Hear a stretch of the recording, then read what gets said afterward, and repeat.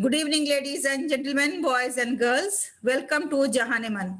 And nowadays, Jahaneman is presenting a special show on empowering the women of substance. Today, once again, we are going to present one more women of substance from the field of education. As you all know that education is the most noble profession and that creates lots of other professions. And to be an educationist, it's not easy. You have to work harder than any other profession so that you can build the nation.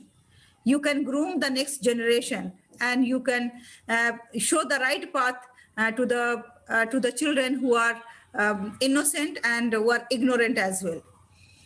So today, let me introduce Mrs. Asma is to you.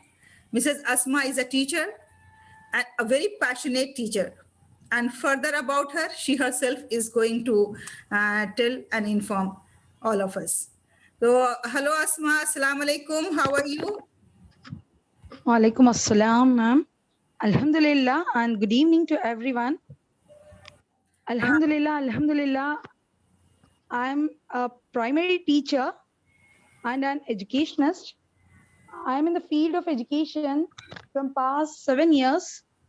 And Alhamdulillah, I'm updating myself day by day. As per the saying, we are learners from the womb, mother's womb to the womb of the grave.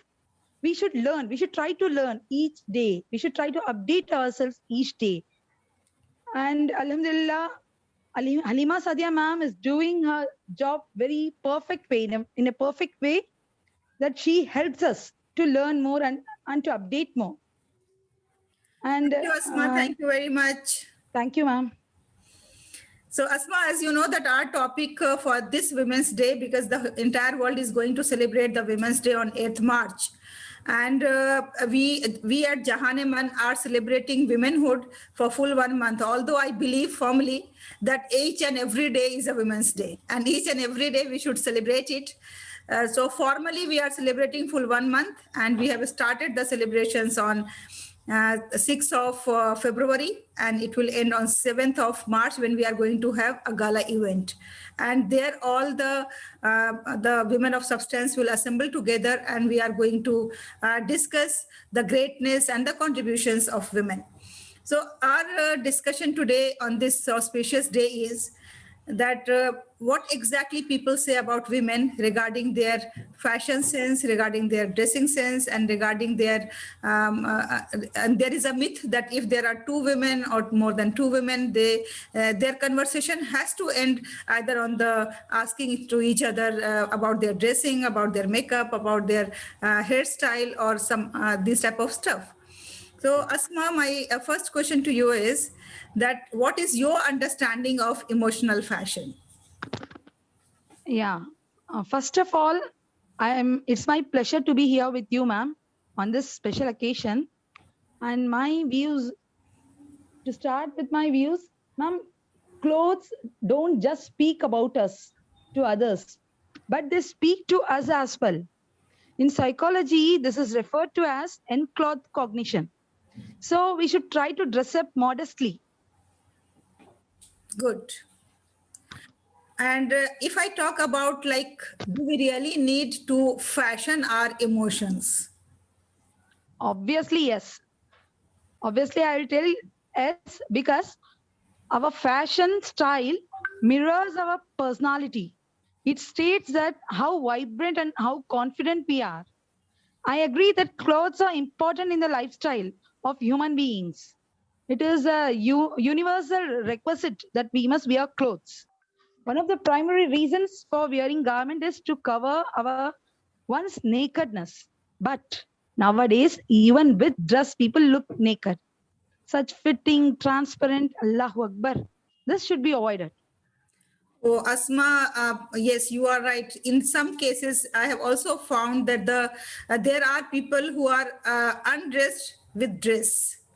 So they seem to be like without any dress. It is so transparent. It is so tight. So you mean to say that we have to dress up modestly and we have to dress up, cover ourselves. Do you mean to say this? Yes, ma'am. You're exactly right. So, can you please highlight on the controversy of covering oneself? Because, when we talk about covering ourselves, then there are lots of hue and cry, even from the women, and there are lots of controversies on that. What is your stand among all these?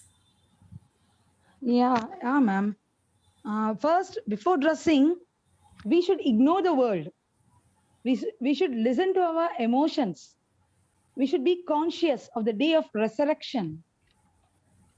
So, first, the best fashion is to wear hijab. Hijab can protect women from depression. It will elevate personality. It will give you strength and confidence.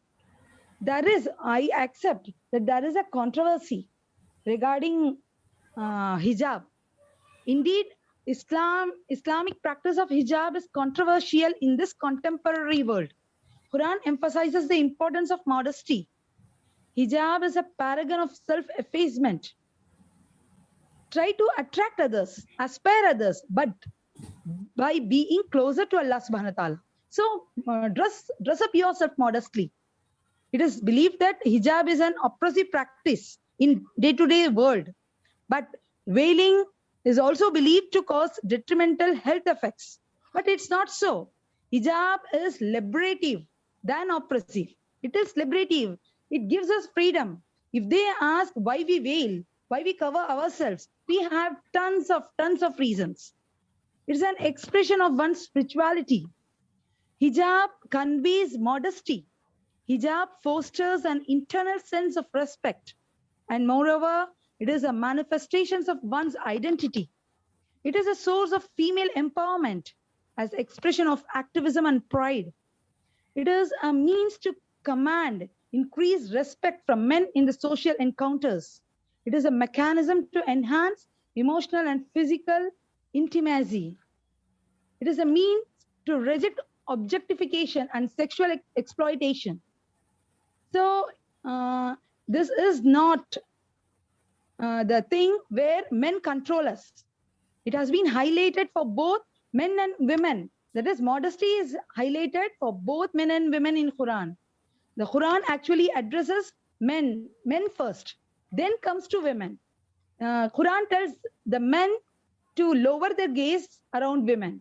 Islam gives a variety of reasons. It will be wonderful to live in utopia, the place called utopia where no one drives badly. Have you come across this? In the place called utopia, there no one drives badly, but people recognize that the world is not the place to believe. So people, they wear seat belts and take insurance also there. So Islam is practical in its advice to women. It gives guidance for the real world. It will prevent you from always being harmed by the reckless action of others. Islam says no to the destructive agenda. So modest dress says to the society that women should be judged according to what's actually important, their personality, intellect, talents, and making a difference in this world. Islam teaches us to focus on developing a relationship with the divine, that is, with our Creator. Thank you very much, Asma. And it was really an insightful answer. And one more thing I have observed, that when we talk about hijab, or when we talk about covering ourselves, so it is considered as if the women are doing the same in their houses as well. The difference, that why it is said, because it is said so that we cannot, that the women cannot show off in front of the ghair mahram. So concept of mahram and ghair mahram should also be very clear in the minds, because many of my friends have asked me that it means that these women, they live in their same clothes at home, and even in their houses with their spouses, with their sons, and with their fathers also, they live like this. And they always wear this type of dress.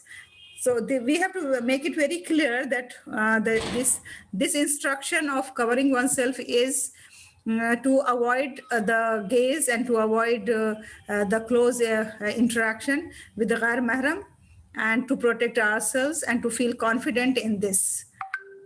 Do Yeah, you? ma'am. Hijab is just like a seat belt, which I told you about Utopia, no? It is like a seat belt. It is there only to protect ourselves from non-mahrams, not from mahrams.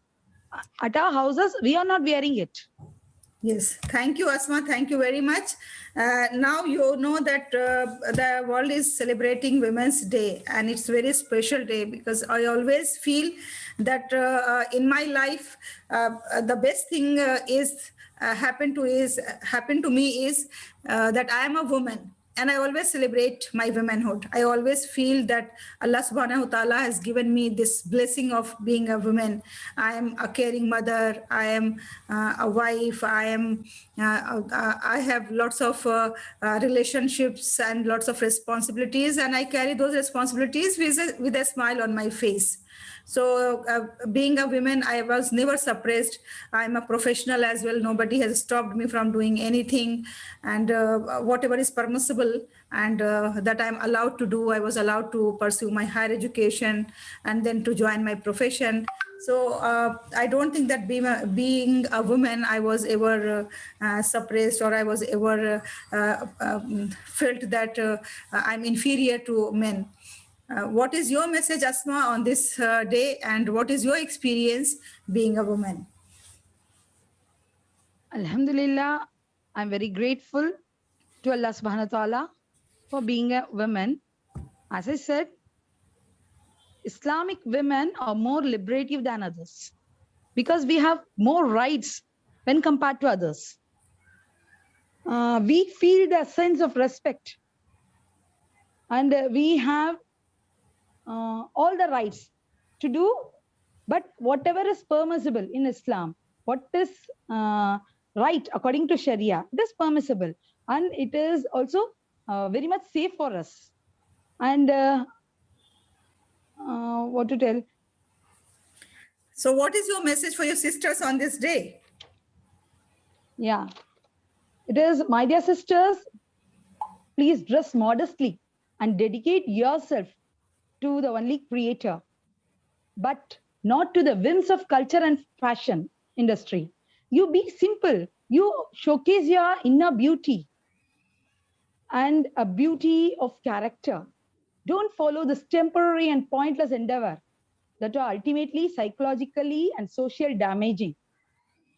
You just make yourself modest. You just pretend. You need not pretend in front of others to showcase yourself as naked. You just pretend. Don't pretend. You be a modest woman. You have the right of empowerment. You use it. You use your positives in a good way. You show your abilities. You show your talents, and you can succeed in all these ways.